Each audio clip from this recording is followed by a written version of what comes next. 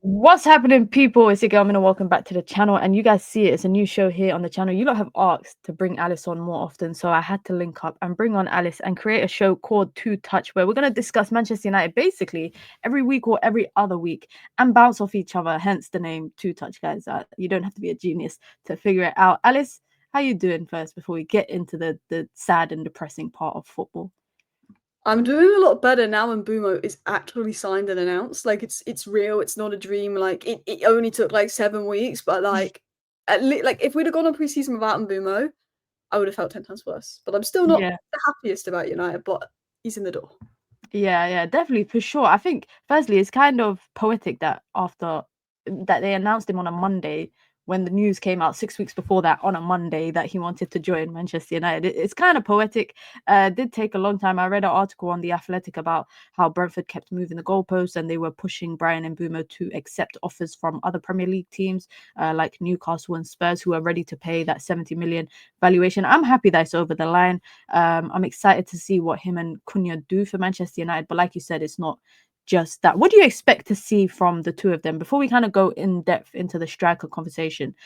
Do you anticipate both of them to have a role within the 210s role? Do you think one of them could be played as a striker potentially?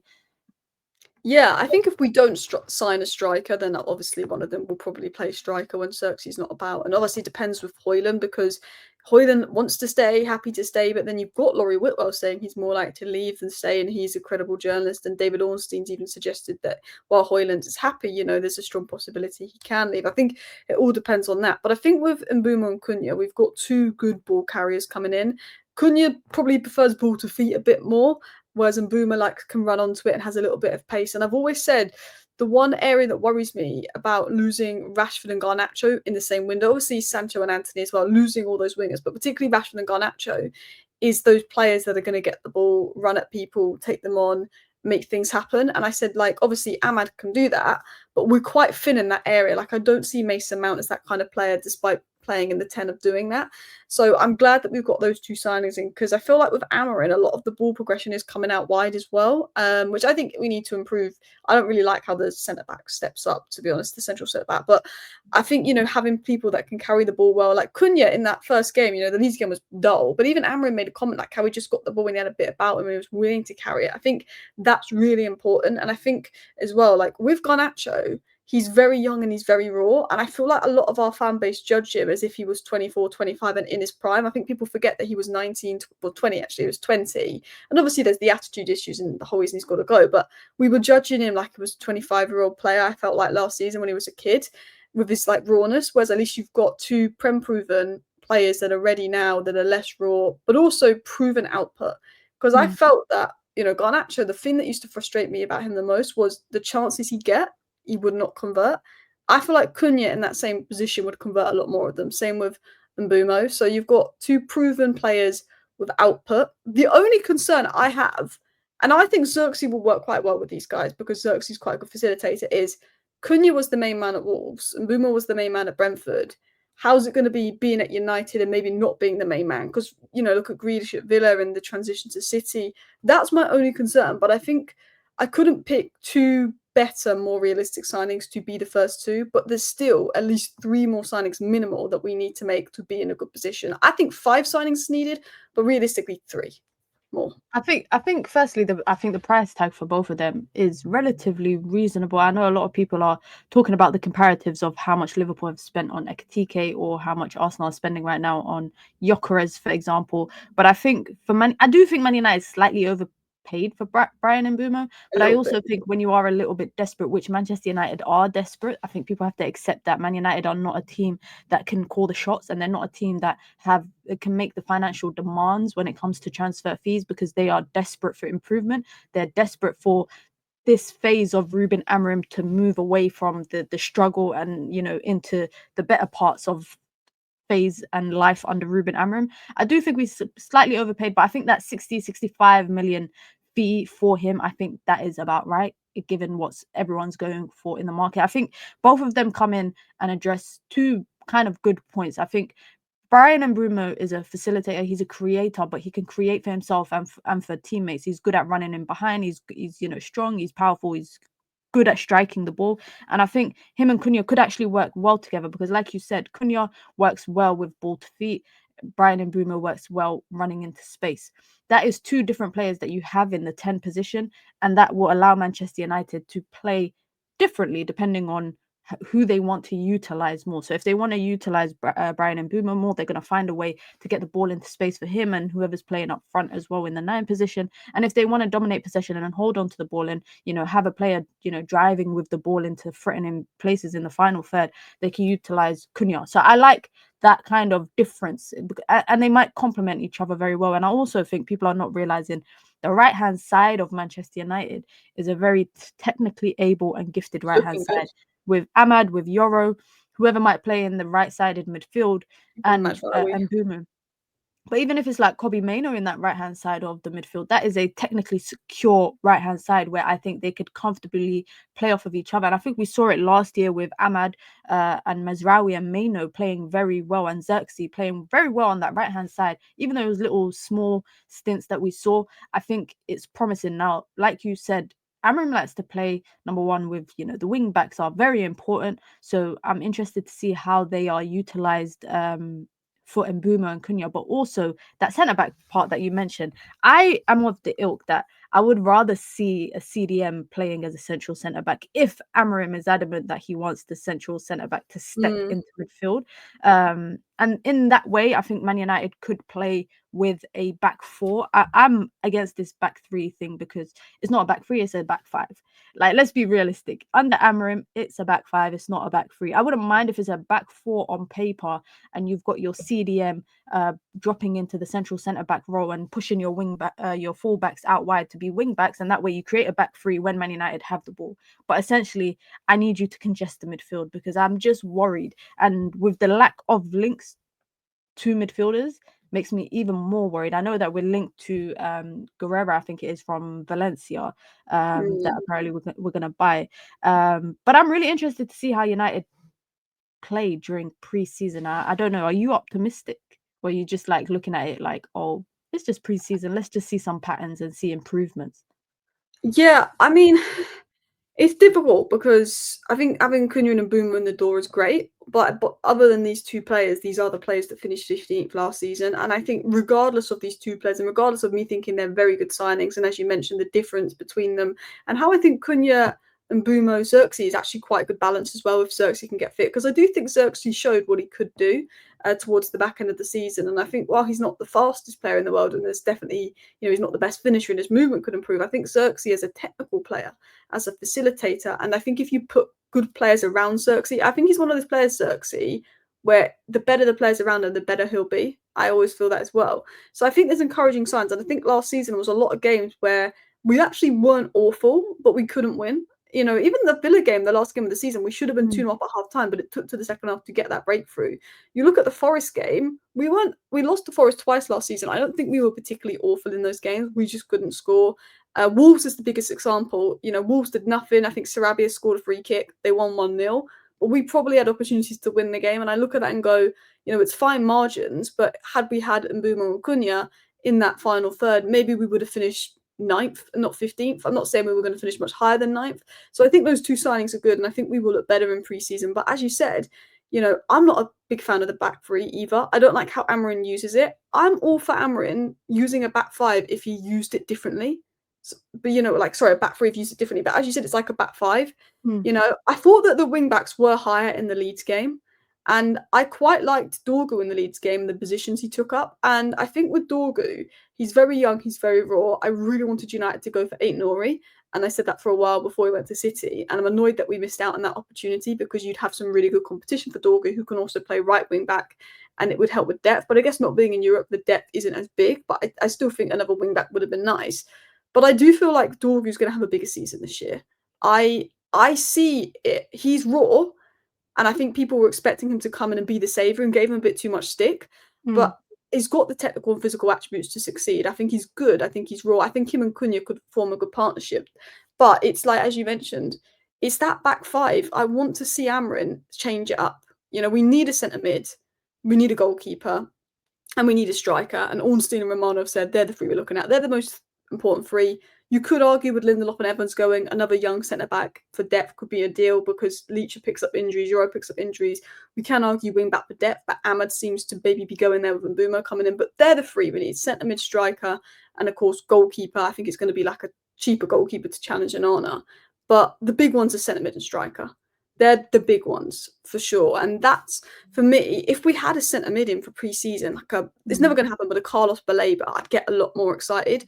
But it is the build-up. It is the ball progression. I don't like De Ligt in that central centre-back role. He just looks uncomfortable. Like, you can't. I don't think you can get a kind of a centre half to suddenly play like a centre mid. I just don't think it's possible unless you're. I think like Lisandro Martinez, which I'm not calling him out, but like I think he is built like a centre mid. So he can play like a centre, like physically he's built like a centre mid, so he could definitely play as one. But yeah, with like the only way I could see it working is maybe, and I don't want to put too much pressure on Aiden Heaven. I think he was good with what we saw of him, but we can't expect him to be ready-made. Do you know what I mean? But I feel like Aiden Heaven could potentially be that because he was a centre mid, in his youth career, and Leacher maybe. And I'm thinking Euro right centre back, maybe Aiden Heaven central centre back, Leacher left centre back. Maybe it works that way, but that's a lot of pressure to put on Aiden Heaven that is still very young and needs to be moulded in. Like Euro is only a year older than Aiden Heaven, but Euro had that year at Lille and the links. Aiden Heaven is so young and so raw that I wouldn't want to put that pressure on him. But I feel like if it's going to work, it's either going to be someone like Aiden Heaven or even Casemiro, as you mentioned, sort of dropping a midfielder deeper into the central centre-back. Well, it could work because I also think Casemiro looked more natural as a central centre-back. And I think we talk about Maino. I think Maino is such a good player, but Amarin's system isn't finding the best role for him. Maybe if you have Casemiro at central centre-back, Maino would be better in that midfield too, because Casemiro can almost act like that third midfielder a bit more. And we can see the Maino that we know how good he is, and we're not quite seeing that. Obviously, he looked physically better in that game versus Leeds, and I think he will naturally improve. But it is like, either Maino's got to play deeper if De Ligt's going to be the central centre-back stepping up because the ball progression's a problem. But Maino isn't quite working in that midfield too. Maybe we should have gone and got an Amadou Onana to partner him or something. It's that question about what we're going to do with the midfield too and the centre-back stepping up. Are we going to use Casemiro deeper? I just don't think Amarin wants to change that. And that's what concerns me because I just think that will be a weakness, particularly if we don't sign a really good midfielder. I definitely think with Amorim, I think I mentioned this before. I think when I watch the way that he likes his players to be, especially like in that midfield, I think he wants his midfielders to really be those aggressive kind of ball retaining midfielders, and his backline has to be comfortable and good on the ball. And I don't really mind your centre backs being good on the ball. I'm all for that. But I also think your midfielders equally should be good on the ball. Like I would rather ball progression and ball navigation come from your midfielder rather than it coming from your right-sided centre back or your central centre back. So I totally agree with the idea of Casemiro, or because Real Madrid did it with Tchouaméni in the Club World Cup. Al Hilal did it with Ruben Neves.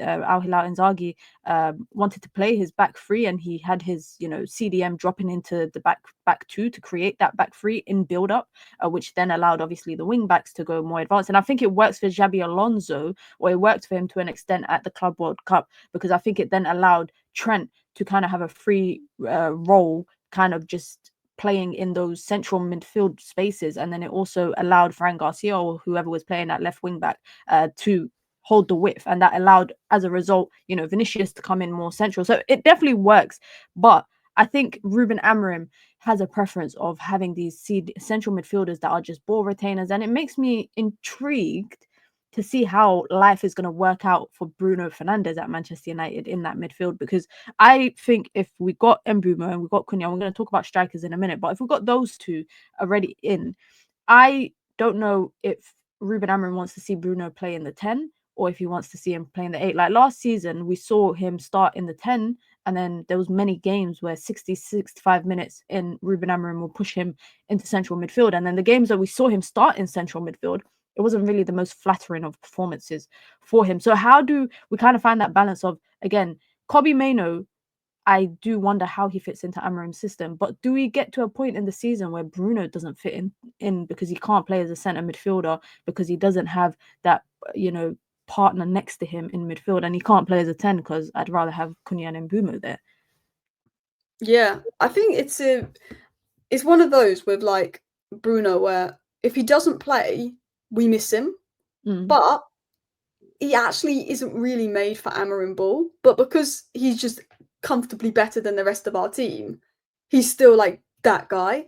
But you're right, it's like with Bruno, like I think he's all right deeper, but like in the bigger games, not so much. Like you can see him get like overrun. Like I felt that Europa League final, and Bruno cost us that goal when you think about it. Like, I think we got it wrong because we played Agate and Casemiro together in that pivot the whole way through. And I'm not like the biggest fan of the Agate Casemiro pivot, but we played that pivot the whole way through with Bruno deeper. And then if we needed a goal Bruno further up, but if we needed a goal, we'd take Agate off and Bruno would go deeper. And I felt that worked better than when we started Bruno and pivot Casemiro, because I felt against European opposition where the physicality isn't as good outside the Premier League, Bruno and Casemiro was fine, and that was fine in a lot of Europa League times. But Tottenham had that physicality. Even if they had midfielders missing, Basuma and Bentancur are physical players, and we got bullied physically. And I think Amarin made a comment to touch upon that after the Leeds game. We need a little bit of physicality in midfield. But we haven't had that for a long time. We have I not know. had that physicality for a You know long what's time. mad? You know the window that we got Mason Mount? And I was like, look, Mason Mount's a good player, and I wasn't like slating it, but I said we needed a Moise Kean more than a Mason Mount. We needed it. And I thought the window before when Ollie was there, his last window, when we got Ronaldo, I really wanted us to go for Declan Rice. Like I've always said for a while, we seem to neglect midfield. I think it's a big Man United problem. They seem to neglect midfield. And I do think games can be won and lost in midfield because it gives you control. And we need somebody that, ball progression is important, but, Amarin has his way of doing things, but it's important. And I would like someone with the ball progression ability of like an Adam Morton that could progress play and stuff. Angela's still, I don't know if he's got the physical levels, but, technically very good. But if Bruno's going to play deeper, I wouldn't put him with like a Stiller. I would put him with someone that is physically good. Yeah. Because the physical levels need to improve. But I'm with you. I don't know. I like the depth of like, okay, something happens. Let's say we don't sign a striker. Something happens to Xerxes and Boomer can play striker. Bruno can play 10 or Amma can play 10. There's depth there. But you're right. Like Maino and Bruno are the two midfielders that I think we have that are good. Bruno's older, but we probably just need him this year to get through captain. Yeah. But it's how do we get the best out of them? Who's the guy we can bring in? Like my ideal pick, and this will never, ever, ever happen, but Tonali, I feel like, is probably the kind of guy that you'd need, but we can't get that. Is there someone on the market under 50 million that you think could work with Bruno or Maino in a pivot? You know what's funny is that, just quickly on, you made an interesting point about technical midfielders versus like strong midfielders. I am of the belief that if you are technically sound, you don't need to be a strong player because no one will ever get the ball off you. And a good example is like Bernardo Silva at his best. No one could ever get the ball off him. And I remember watching an interview where he was, I think it was with Ruben Diaz, and Ruben Diaz was in the weight room, and Bernardo Silva was like, I don't do weights. I don't need to be strong because I'm good on the ball. No one can get the ball off me. And you think about the likes of, the best midfielders right now in Europe, and I'm talking about the technical ones. I'm talking about the Pedris and the Vitinhas. They are not what you would class as a strong player. They are physical, they can hold their own, but what makes them so good is the way that they can carry the ball, the way how good they are on the ball, their vision, their ability to read the game very well. And I think those are things that you can't teach. And Ruben Amorim has this way of playing, which in the midfield, I don't think it's the right way to play, because I don't think, like I said, your midfielder should be good on the ball, but I also think that you shouldn't be willingly going into games where you're going up against a 2 versus 3 man midfield. Like Man United is always starting with a 2-man midfield, but we're always coming up against people that are playing a 3-man midfield. So you're always going to be outnumbered. You look at the traditional top 6 in the Prem right now, everybody's got a good base midfield, like Rodri and Reinders at City. Arsenal got, Rice and Zubamendi. Chelsea got Caicedo and Enzo, or Caicedo and Lavia if he's fit. Spurs have Basuma and Bentancur, and then they use Kulusevski, and they got Sarr as well. Liverpool got Gravenberch and McAllister, and we're still trying to figure out who the hell is going to start for us in the midfield. In terms of like Declan Rice in the past and Moises Caicedo, I liked Moises Caicedo obviously, but when he was at at Brighton, but I remember wanting Fofana before he went to AC Milan. I think it was either last summer or the summer before. I said that United should go for Fofana because 1 year left as well. yeah, and he ended up leaving because he was in the final year of his contract. And I remember that he used to play next to a guy called Mohamed Kamara. And I was really disappointed last summer because Mohamed Kamara, so talented. And, you know, West Africa produced so many good midfielders that are good on the ball, that are physical, that are strong, that can hold their own, that are box-to-box monsters. And Mohamed Kamara, I was so upset because he ended up taking a paycheck and going to Qatar. And he was only like 23 years old. And obviously Monaco cashed in on him, but he was a guy that I thought was up and coming because they brought him in as the replacement for Tchouaméni. I'm looking at the midfield options around Europe, and a lot of them are young, because I don't think Man United would be able to go to, like you said, a Tonali and be able to convince Newcastle to sell. Or they wouldn't be able to go to an AC Milan or an Inter Milan, not even Inter Milan because they got an age in midfield. But I like Barella, for example, but I don't think that they would entice them to move away. And I also think the way that Ruben Amorim plays, I don't see him going for that kind of midfielder, the one that you and I have both described. I think he's going to go for, you know, that's why I think United were linked to the likes of, you know, Richard Rios, who's now going to Benfica. And Benfica are probably going to sell him for 100 million in a couple of windows. But it's really interesting to see. I think next, in the first couple of games of the season, preseason will be a telling for us to see who's the starting midfielder or the different kind of midfield duos that the manager can use. Because even right now, I'm like, is it Bruno and Kobe? Is it Bruno and Cass? Is it Cass and Kobe? Is it Kobe and Ugarte? Then what happens to Bruno? Like, there's just so many questions around the midfield. And obviously, we've lost Christian Eriksen. So I think United need to replace him as a number on the bench. Because obviously for depth purposes, we saw what happened last year when there was so many injuries and we were running short in midfield. Toby Collier's future as well. Sekou Kone coming into the first team. That is probably one player I'm really excited to see in preseason, because I actually don't think he should go on loan. I think if he does go on loan, it shouldn't be to a Swiss team that's owned by Ineos. I think he should go to the Championship. And if there's no space for him to start in the first team, send him on loan in the Championship. But let's actually talk about strikers, because it's been the hottest topic over the last week. We went from the weekend was funny because United were linked to Gyökeres, they were linked to Watkins, they were linked to who else have we been linked to? We've been linked to Nicholas Jackson, Sesko, apparently we tried to hijack that. Apparently we tried to hijack Gyökeres as well. Out of the strikers that are available, and I'm gonna say Nicholas Jackson, Benjamin Sesko, probably Ollie Watkins and Mateta. Is there anyone on that list that you think United should be number one target? And is there anyone that you think absolutely Man United should steer clear from them? Just for some context, guys, it's been reported that Sesko is available now for £60 million. But even then, I think that's about 15 million too much. Yeah, it's a difficult one because I think it's about value on the market. Like, there's a lot of strikers out there. None of them is stand out. Like, none of them are like a Victor Osimhen where you're like, bring. Do you know what I mean? Like, for me, with MBEUMO and his crossing ability, I would have loved Victor Osimhen. I think he would have worked so well. Obviously, that's not going to happen. Gyökeres is off the market. Ekitika's off the market. So you've got Jackson, who I actually think is a lot better than he gets credit for online. Like, I have concerns around Jackson when it comes to discipline, and I think he's not the best finisher, but I think his link-up play and all-round play, like, I think Jackson is a good footballer but not a good striker. Like, I can't expect, like, I think he's a decent striker, but I actually think in terms of his all-round play is a lot better than Højlund, and he took Chelsea from 8th to 6th to 4th. Like, I think Jackson is a lot better than he gets credit for online. I just think there's definitely a confidence and environment player in there, which United don't bring the best out of. You've got Watkins, that I think is the most likely to probably make an instant impact. But he does miss a few big chances for Villa, and I really get those chances at United. There's more pressure, but I think Watkins is probably the most proven. Sesko, you're buying for potential. Like, I've watched a bit of Sesko, and don't get me wrong, there's a player in there. But again, you spend 60 million on Sesko, it could be a Højlund 2.0 situation, because Bundesliga strikers, Premier League, that's always a risk within itself.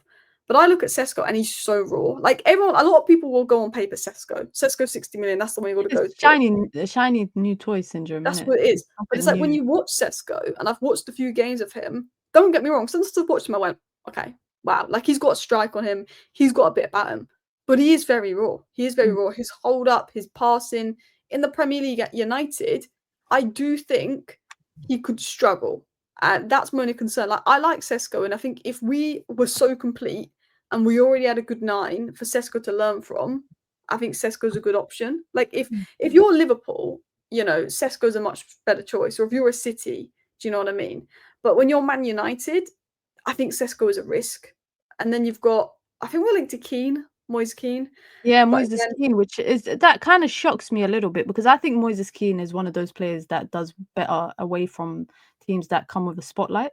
I yeah, don't think he did that great at Juve. He struggled at Everton, but he's flourishing at Fiorentina, and I just don't know why he wants to leave that setup where the spotlight is not as great, and the pressure is not as great to maybe be linked to Manchester United. He's bottom of my list just because I don't think yeah. he's what Manchester United I feel need. like he gives me Anthony energy, where he'd be good at Fiorentina comes to Man United, crap, would send him out on loan to Betis, and he'd be really good.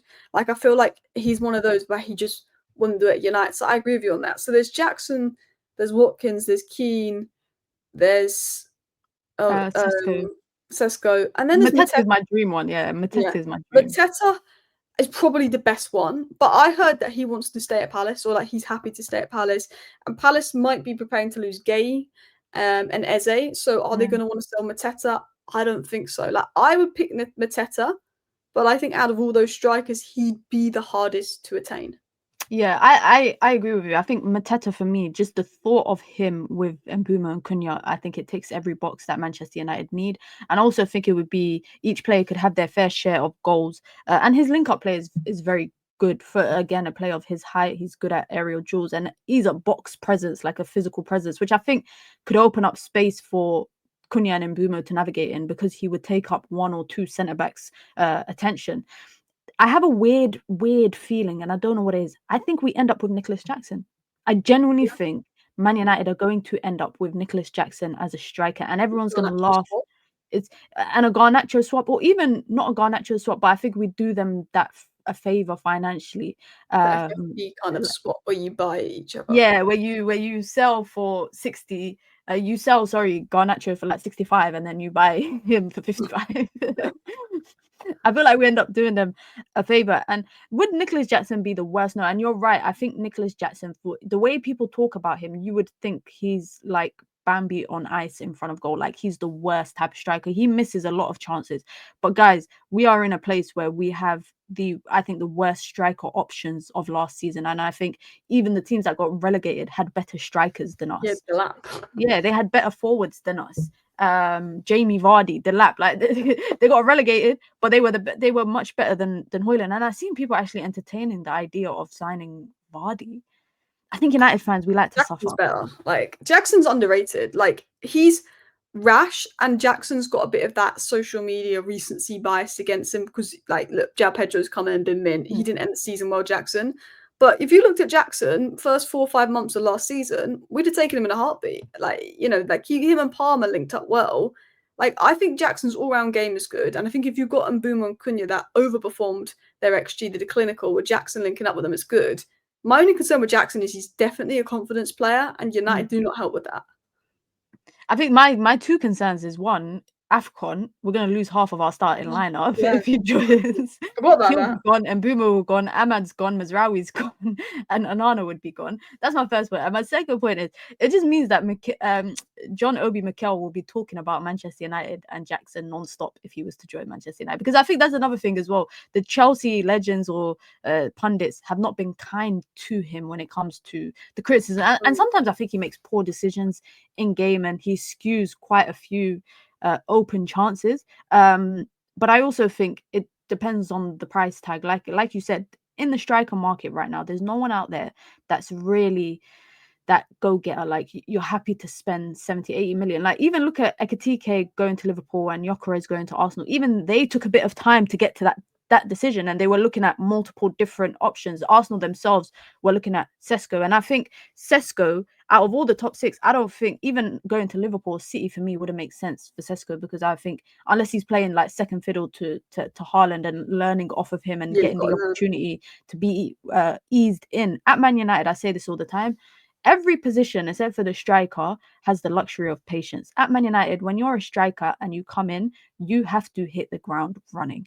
And I look back at the older strikers that we had, like Cavani, like Ibrahimovic, who all did well and they were all experienced. And I think Man United, that's what kind of draws me to Mateta, because he's more experienced. He's older, so it might be less years and less sell-on ability. But I would take that any day of the week if you know that that guy is going to give you 15 to 20 goals in all competitions, plus a heap of other opportunities for your teammates. Now, the biggest problem for United now is the striker and the midfield situation, but it's also the selling situation. I mean, Rashford is set to be announced today as a new Barcelona player. I think Barcelona are actually unable to register him because of their financial situation. Barcelona is a funny team, yeah, because they are revamping the stadium, the Camp Nou, and they also have a penalty clause in there with their construction company that for every day that they're late past the deadline, that they get a 2 million euro fine, and they are set to have the stadium ready in November, which is like 40 something days after. So they might make 40 million pound off the construction company,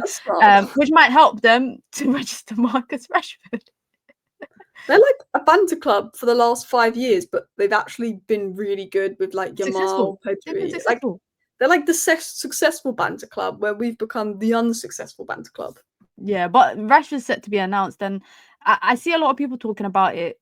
15 million pounds saved in wages for Manchester United, and a very small, I think, transfer fee for a player of Marcus Rashford's caliber. 30 million euros, about 20 something million pounds, is ridiculous. But I think people are happy with the idea that the package altogether, i.e. the saved wages plus the potential fee, is around 40 million. I still think it's low. I still think that's so low. I got stick for saying the other day it's low, and everyone was like, just be happy he's out. Like, because people, I feel like this fan base over hates Rashford. It's like all this crap that the Glazers have put us through. Like the club being 15th place is not Marcus Rashford's fault, but I do feel like he's become a player that a lot of fans just take their anger out on. People are not even like, they're not even willing to like wish him well. People are saying, I hope he doesn't do well. I'm thinking, if he does well, that's better for Manchester United. Exactly. And it's like, it's a disgrace that he got to move to Barcelona. Like, they're angry that he got to move like to he doesn't deserve it. Yeah. And I'm like, look, Marcus Rashford, like, frustrating, inconsistent, then wasn't the best at track and bat. But like, this guy has probably like the worst PR in terms of social media, because if you like didn't watch football, you'd think he was this awful guy, but he's actually like a lovely guy and gives way too much stick. But I was annoyed because I said, first of all, Real Betis and Antony, that has not happened because Real Betis want a loan. Real Betis are going to see we've loaned out Rashford, who's a lot better than Antony. We've loaned them out, and we've given them not an obligation to buy, an option to buy. If you're Real Betis, why are you going to pay out 30 million for Rashford when you've seen Rashford going on loan with a 26 million option to buy? First of all, it's like, this isn't helping. Like, this is a window, and I get Amrin doesn't want Rashford, Antony, Malacia, Sancho. He doesn't want any of them back in training. Okay, I get that. Back the manager. But when this window is so dependent on sales, we aren't helping ourselves sell with that, letting the world know that Amrin hates Garnacho and Rashford. Like, we're not. And I think that's put us at a disadvantage with Rashford. I think if we were Chelsea, we'd have got 40 million for Rashford. I honestly think maybe 35, but I think we would have been a loan with an obligation, because Barcelona were ready to pay 50 plus million for Nico Williams. They were ready to pay 50 plus million for Diaz. Permanent deals. And you could talk about Rashford's wages, but Rashford would have taken a cut, so he would have been on less wages than Williams, and his wage demands would have been the same as Diaz. So if Barcelona have 50 plus million for Diaz and Williams, and they can only do Rashford on loan with an option to buy for half the price, Barcelona, I think, pulled our pants down there. I honestly do. I think if it was a 35 million obligation to buy, 35 million, I'd have been happy. But I think if Madueke, and I know he's younger, but if Madueke is 52 million, if Alanga is 55 million, we're looking at Liverpool wanting 70 million for Diaz, plus 75 million for Diaz. I think, 40 million could be difficult. That's what we wanted for him, but the fallout of Amrin, it's public, the wages. But with the wage cut and everything, I would have liked 35 million obligation to buy. The wages saved, cool. But I look at Betis, I think they're going to just drag out Antony and get him on loan because they will look at Rashford. Yeah. And I look at the fact that Marcus Rashford is a better player than our fan base gives him credit for. Just inconsistent. You know what? It's just so frustrating with Rashford because I feel like rival fans appreciate him more and like give him his flowers more than United fans. And I guess it's because United fans see the day in day out kind of performances that have been underwhelming. But also, I don't think they take into consideration the times when he's dragged United through the mud and he's, you know, scored many goals. And people don't realize he's in the top 15 for goals scored for Manchester United in all competitions, In like our top worst 15 in ever ever. era, in this awful environment of like crap players. Yeah, it's very with Rashford. I did a video on it. It's very sad. I want him to do well at Barcelona, and I think he actually needs a team where he can go and not have to be the main guy, but he can have like a supporting role with a bunch of other stars. I think he'll do well, especially with Balde as well, because he did his best at United with Luke Shaw, as kind of overlapping, and it allows him to come into the more half spaces. So I'm really excited to see how he gets on at Barcelona. But I totally agree. I think United sold themselves short. Of course, they had to take a hit with the financial situation. I think they had to offer a lower fee. But again, it's another option to buy, and then a 5 million euro return clause. I've never seen this in football until United started doing this, where they send a player out on loan, and they do a return clause. But I think Man United need to sell, and I think, like you said, the fact that everything plays out in public does not help them. You're seeing so many players going for 40, 50, 60 million. And I think United would do star jumps out of excitement if they got any player to go for 50 million, like that's available right now. Poor Malacia, he's being categorized with everyone else. His only crime is being Rashford's friend. Like, I feel for him. He's just a case of injuries, and like there Yeah. was a player there. I also think he doesn't suit Amron's system because he was quite a defensive fullback, back four Yeah. fullback. But he's the one you just feel sorry for. Like, Anthony wasn't good enough. You know, Garnacho, he should have made those comments after the Europa League final. And I don't think he was the best fit for Amron's system, but he did grow into it towards the end. Rashford, no one really knows what went down. Like, there's something they're hiding about Rashford. Like, we all know something's gone down. I think because, yeah, that last game Rashford played for us was bad, but I think something's gone down with Rashford that we don't know about.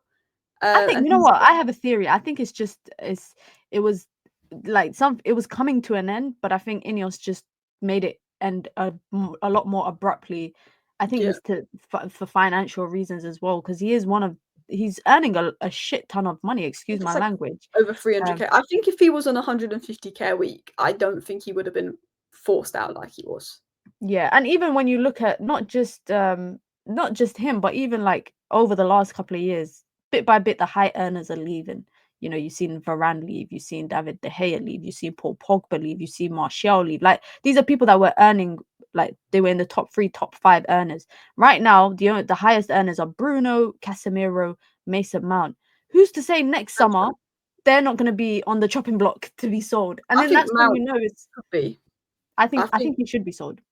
I think they're not selling him this year because one, book value is still high, but two, if he stays fit, Amarin likes him. But I Mm. think next season, if he doesn't get minutes, and he's not going to play over Cunha for me, I think he'll be on the chopping block next season.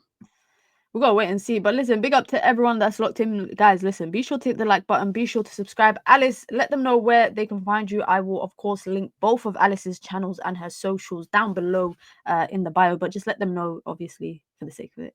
Yeah, big up, guys. First of all, make sure you hit the like button for Minna if you have not already, and subscribe to her channel for great content covering all things football, men and women's. One of the best content creators out there. Oh, that But means yeah, a lot, man. Alice Talks Football on YouTube, just probably bitching about Man United, to be honest. And then if you like non-Man United content, Aquila Football does that kind of stuff. There you go, guys. I'm linking them both down below in the bio of this video. Big up to Alice. Big up to all of you guys. Be sure to hit the like button. Be sure to subscribe. Hopefully, we will be back next week or the week after, depending on schedule. And maybe Man United might have a new striker by then. But we're out, guys. Peace.